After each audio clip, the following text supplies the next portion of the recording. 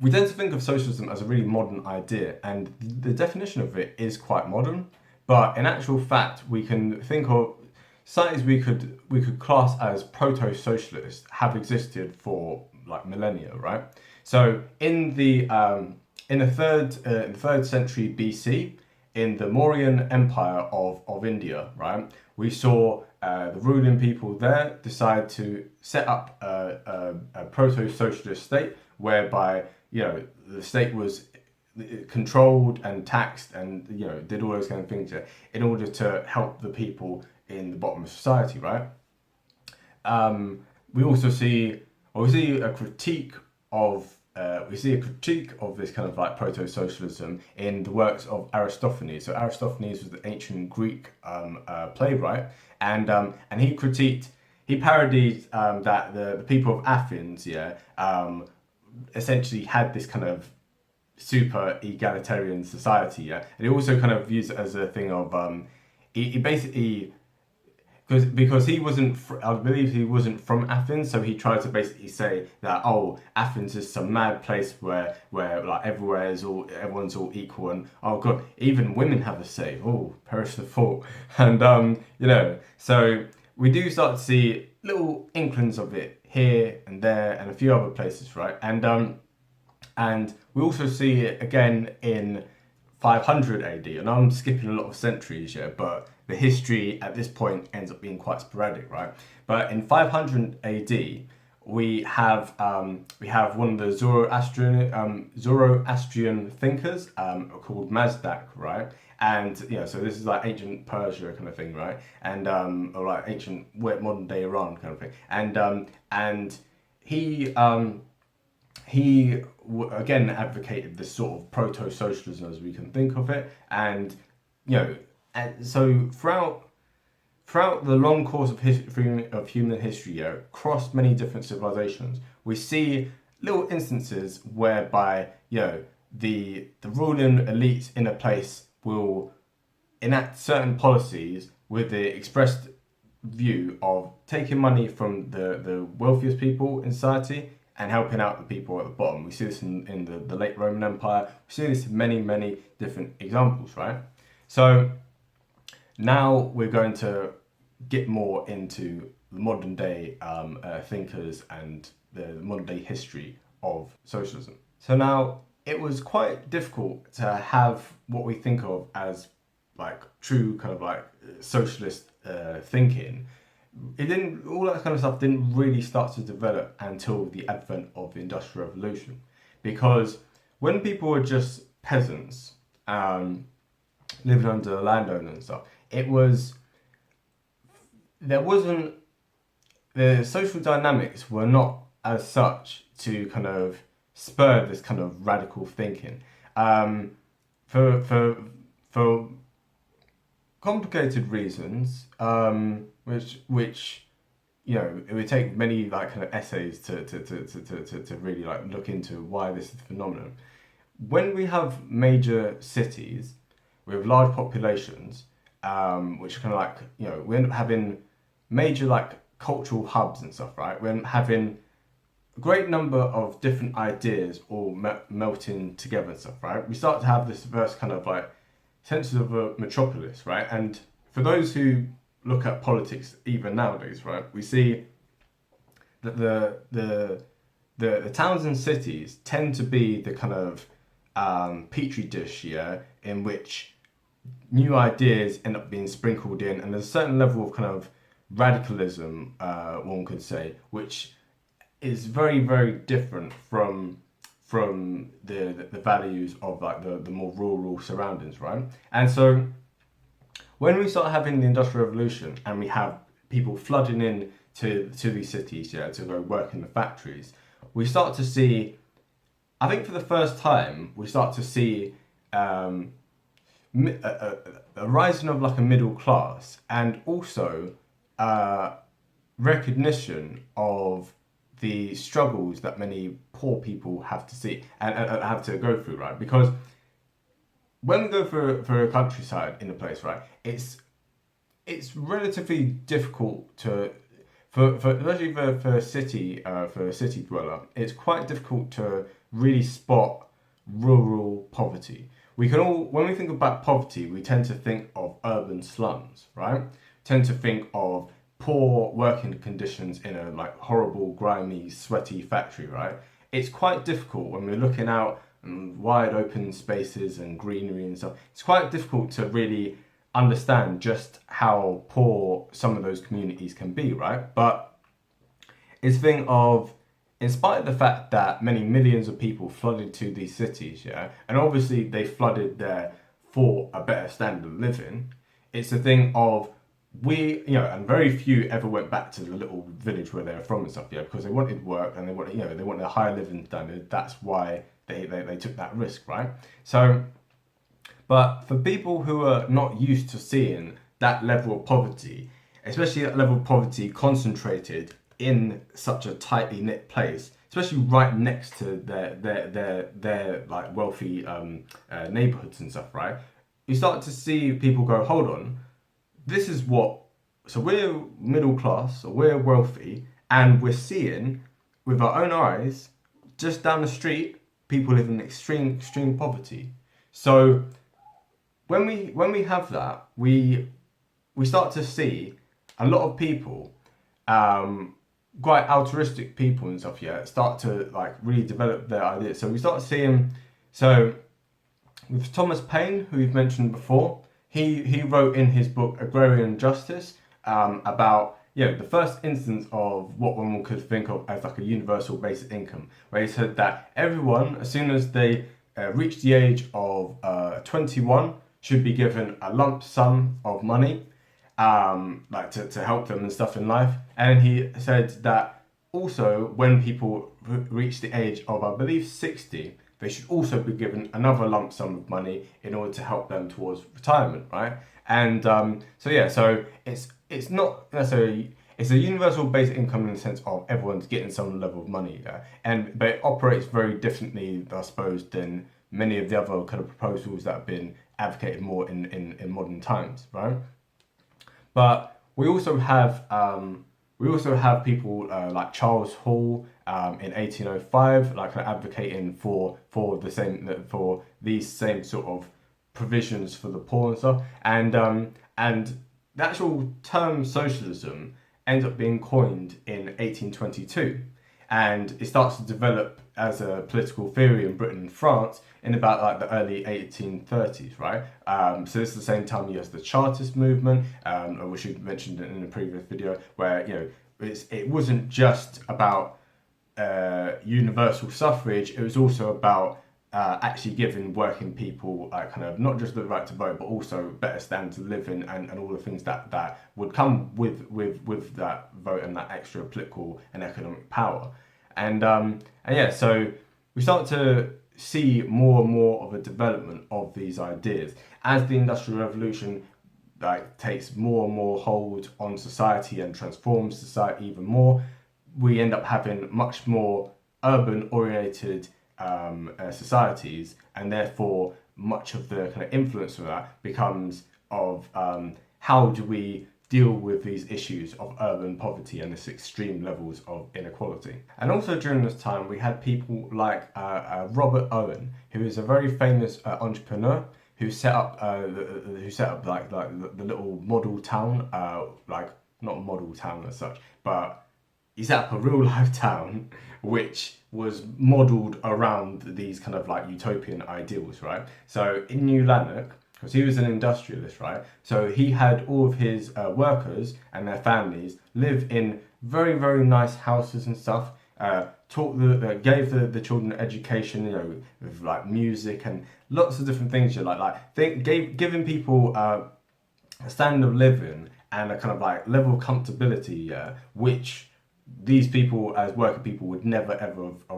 have had access to. And this is in the town of New Lanark here, which you can still go to today to visit the museum of, right? So he was he advocated for co-ops. He advocated for an 8-day week, not 8-day week, an 8-hour day, right? So people in those days used to work from sun up to sundown, right? and they might not even get like a lunch break or anything like that. It'd just be work, work, work, work, work all throughout the factory, right? So he was the first one who said, actually, no, just chill with that. 8 hours is enough in a day. Like this, in terms of productivity, we can get the best out of people with 8 hours. So many of the kind of policies that he advocated, it was, again, this was on a voluntary level, right? So I mentioned a little bit ago about coercion, right? Now, the problem we have here is that when socialism stays as this kind of small voluntary thing, where people can like choose to join it or choose to leave it and stuff, right? Then it can quite easily, there's a strong argument kind of for it and stuff here. The problem is that if say, for instance, people do not consent to it, if a rich person does not consent to having more taxes taken from them, if they do not consent to their factory being taken over by the state, right, then they don't really have much source of redress, right? It ends up being a thing of, it then ends up having to be imposed on people, and it's a thing of the only way then to have socialism, like the only way to feed someone, if, say there's someone starving, right? And I choose to give them money, I choose to give them bread or whatever, right?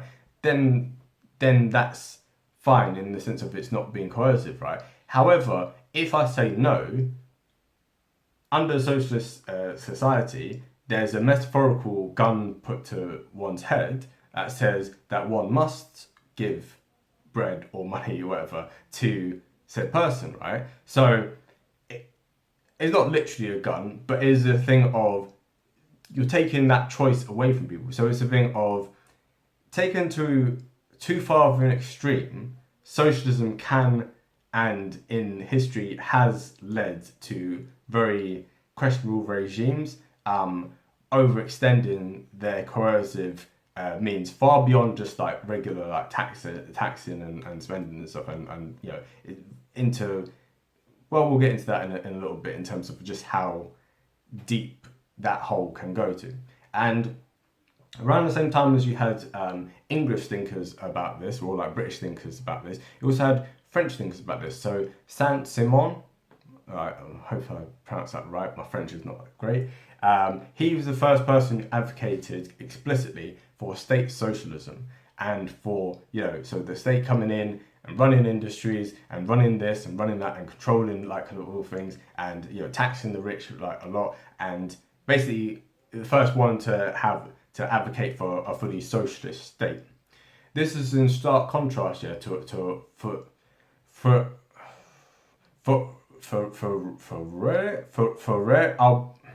fourier, like kind of like I think fourier, I can't pronounce his name, but this was the first person who, his first name, Charles Fourier, okay, so try and look it up.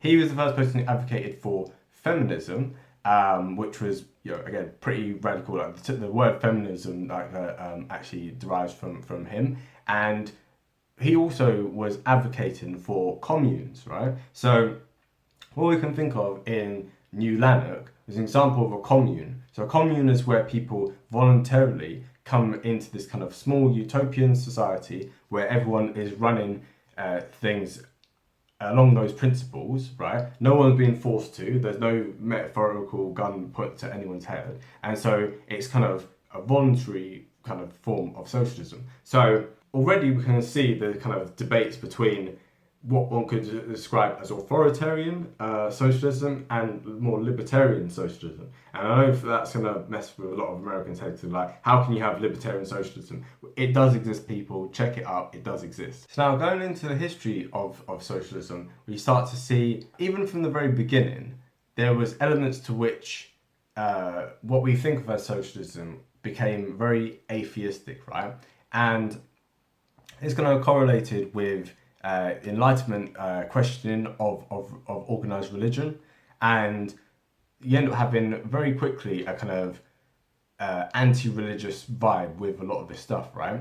And also we start to see a split within the socialist movement between various different factions, right? And this is the thing that's been commonly kind of said of the left, is that while the right tends to be united, the left tends to splinter into many different factions, right? So already, even in this early stages, right, we start to see social democrats who are more trying to operate within capitalism and within a democratic state. They just want like high levels of tax and spending, but they don't necessarily want to control means of production. Then we've got, you know, actual like socialists. You've got communists. We had, you know, like anarchists as well. You know, so a whole range of these different movements very quickly start to split, right? And in 1864 in London, we have the International Workmen's Association, right? And this is defined as the first international, right? So international, obviously French for international. So it's the idea of workers of the world unite, yeah. As Karl Marx himself like writes in the Communist Manifesto, and the idea was that everyone around the world, the workers of the world have no nation, right? Like kind of like the idea of British, French, whatever it was, right? The idea was that there are no borders, there's no such thing as a nation, there's no such thing as anything, there's only the bourgeoisie and the proletariat, right? And the proletariat are the workers, right? And you know, we see this with Marxist philosophy. We'll talk about this more in the next video, which is going to be looking explicitly at communism. But for now, just know that Karl Marx wrote Communist Manifesto in 1948, and you know this influenced a whole wide range of different like thinking during this time. So again, in this first international, all these little factions, they came together. And what you'll see as we go through the list, for each international, one group ends up either excluding themselves or ends up being excluded themselves. So bit by bit, the people who actually it's not really an international movement, if certain people are kind of like personally excluded, like it's not very universal of it. If it's going, oh, everyone except for this, that, and that people, okay? So this ends up being part of the inherent problem with socialism in the sense of people end up arguing a lot about relatively minor philosophical or strategic things, right? And this ends up, people get very, very heated and the factions get things get very, very tense. Now in the late 19th century, we end up seeing especially in democratic societies such as Germany and Britain, we start to see the advent of socialist parties start to take root. So the Social Democratic Party of Germany, the SPD, end up arising in 1875, and by 1893 they already had about a quarter of the votes in the German Parliament, in the Reichstag, right? Meanwhile, in Britain, we end up in 1900. We end up having the advent of the Labour Party, right? Which is still one of the, and in both cases, the SPD and the Labour Party are still the either number one or number two parties, in Britain and in Germany. So it's still very influential even to this day. So when we have democratic societies where people are able to vote for these sort of like mainstream parties, right? The kind of more radical people are kind of on the other end of the spectrum. In terms of the communists, who are on like the other end of the spectrum in the sense of on the left wing part of the spectrum, they are seen as far left.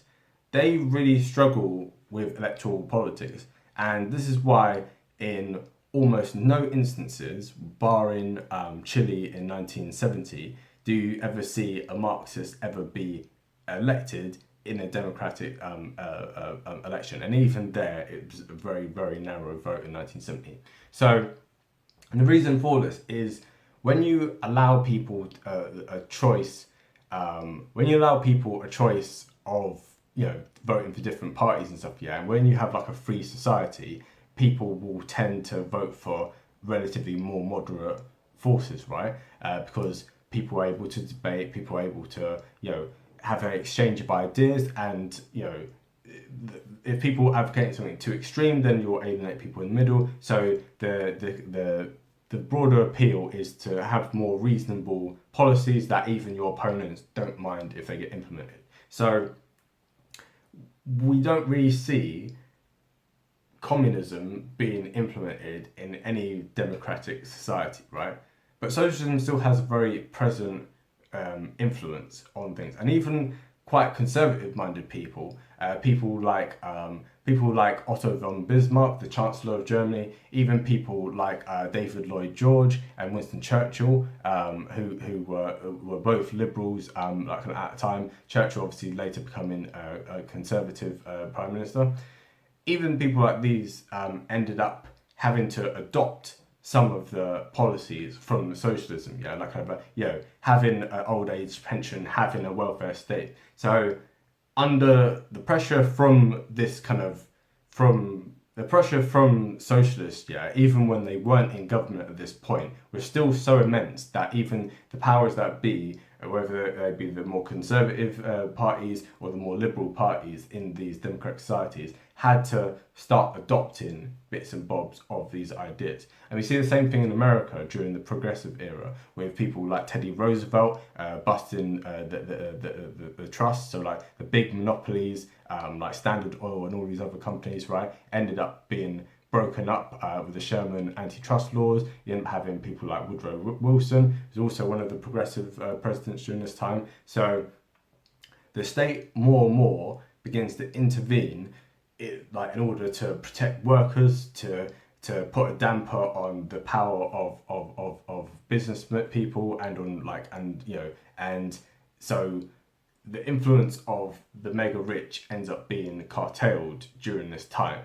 This is the first time we start to see governments actively intervene within an economy in this way, for the protection of the lowest people in their society. However, in one democratic society during this time, there was a real flare-up. There was a real attempt to implement socialism, whether people liked it or not.